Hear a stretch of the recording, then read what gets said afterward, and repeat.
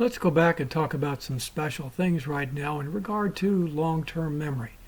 You will remember, please, that there were some special subtypes, namely declarative or explicit long-term memories and non-declarative or implicit long-term memories.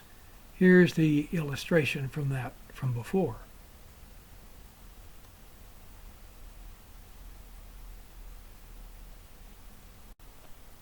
First, find the words subtypes are, that's subtypes of long-term memory, right in the top middle of the page.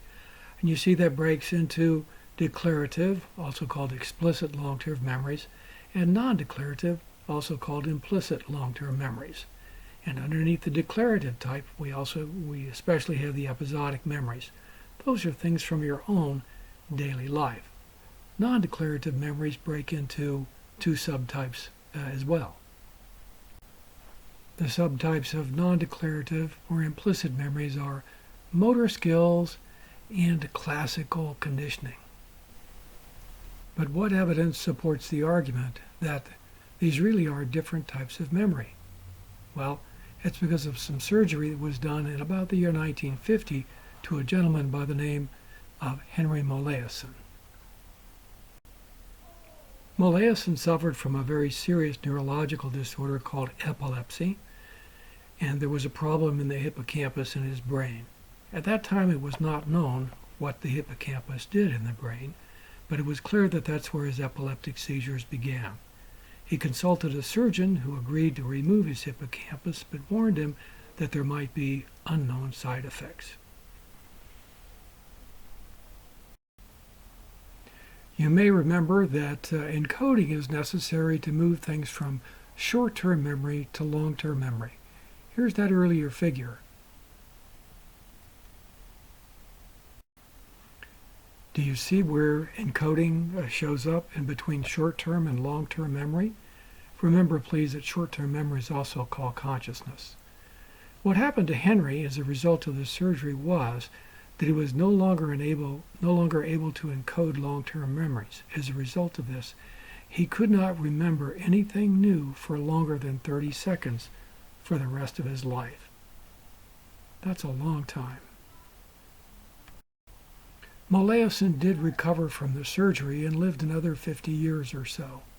A psychologist by the name of Milner visited him every once in a while and did psychological testing on him.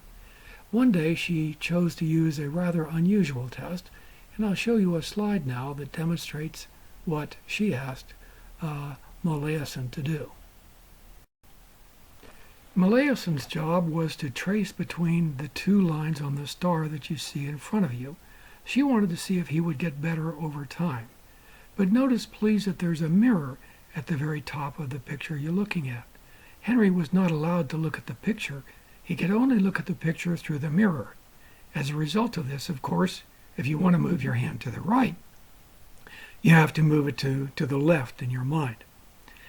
Well, what's interesting is this, is that over 2 days, Henry got better at this each time. This meant then that he was learning something and he was remembering having done it. Otherwise, he could not have gotten better. However, if Milner asked him if he had ever done this before, he said no, he had never seen it. Remember, please, this means he had no episodic memory for having done it. Yet, his motor skills were getting better.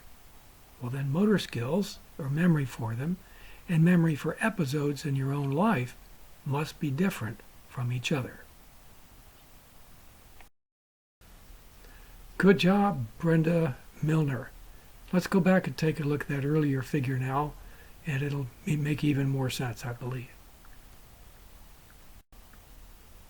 And so looking at this on the left, under declarative memories and episodic, we saw that Henry could not declare having ever done this before. There was no episode in his memory for having worked with this star drawing before.